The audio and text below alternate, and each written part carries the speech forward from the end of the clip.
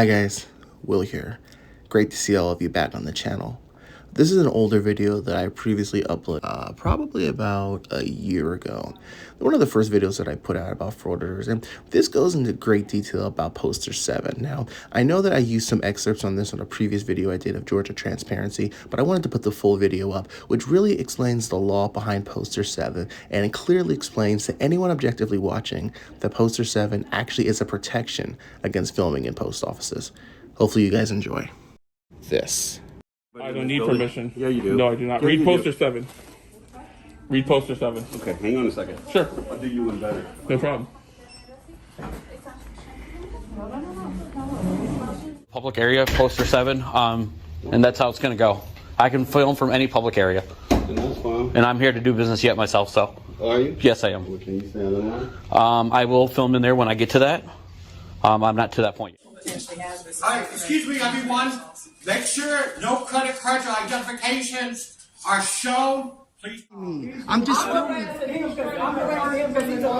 Hey, thank you. Got herself involved. Thank you, man. But you do not have the right to impede the process. I'm not. She's in. You should check out Hamtramck. It's way older than this. I did. Don't get me. Yeah, don't put me on customers or anything like that. Don't put me on there. If I wanted to, I could, ma'am. No, you can't. You can't. Guess I have the call. Go ahead.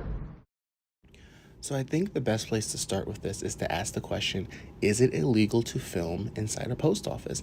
And the answer, surprisingly, is no. So you might think, well, wait a minute then. So does this mean that the frauditors have the right to go in and film people, patrons inside the post office? Well, Poster 7, which is what the post office uses to govern the actions and conduct on postal property, clearly states that yes, photographs may be taken in all public areas of a post office at any given time during business hours. But it's the key point that's mentioned there. It says, except when prohibited by authorized personnel or by a court order. Now, I heard this argument being said many times that, oh, an employee is not an authorized personnel or they're not the postmaster. But the question is, what is an authorized personnel? I mean, what gives them the right to dictate whether or not a person can or cannot film? Well, look at the definition.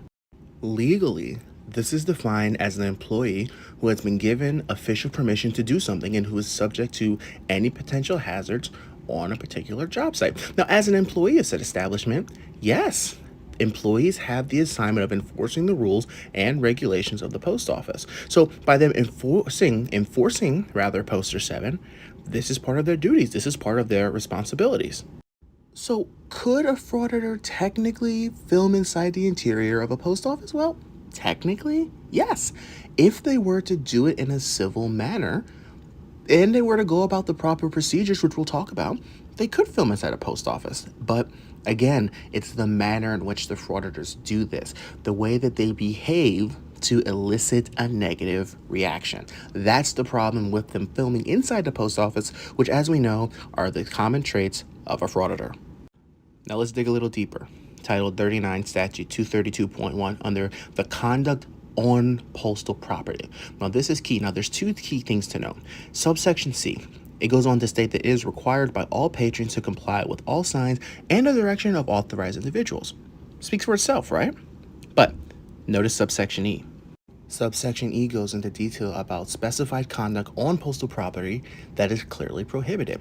Now, disorderly conduct, it starts off by saying, which obstructs the use of the postal facility or disturbs the employees while in the course of their duties and or obstructing the services provided on the property is prohibited. And this is where the controversy comes from. It's how the frauditors want to film on these postal grounds. They intentionally do it to be a public inconvenience just to push their agenda, which is not protected by the First Amendment. They say they have the free right to press in a public building. Okay, that's questionable and arguable, but the way they go about these audits in post office, intentionally making people uncomfortable, intentionally acting in a way that is disorderly, and as specified in subsection C, that is strictly prohibited, and that is why they are not allowed, most of the time, to film in a post office.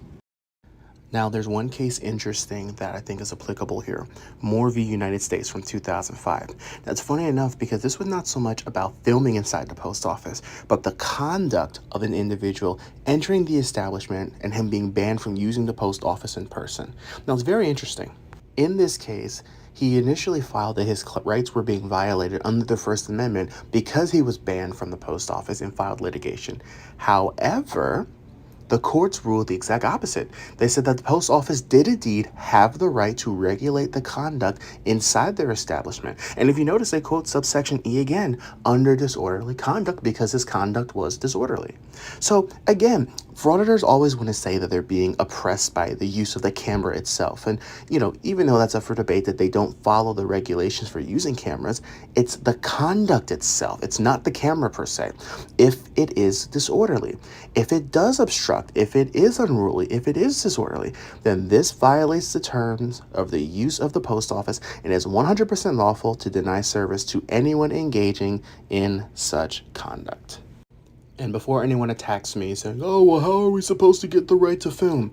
Literally, on the Postal Service's website, there are specific requirements and instructions on how to film inside a post office. So again, no one is being oppressed here. No one is being attacked.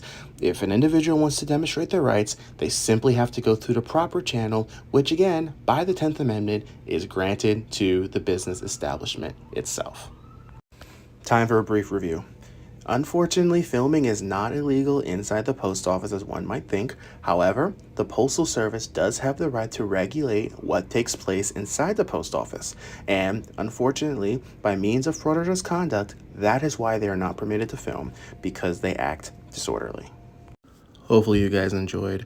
I think that gives a very clear explanation to those objectively watching, explaining truthfully what Poster 7 actually means.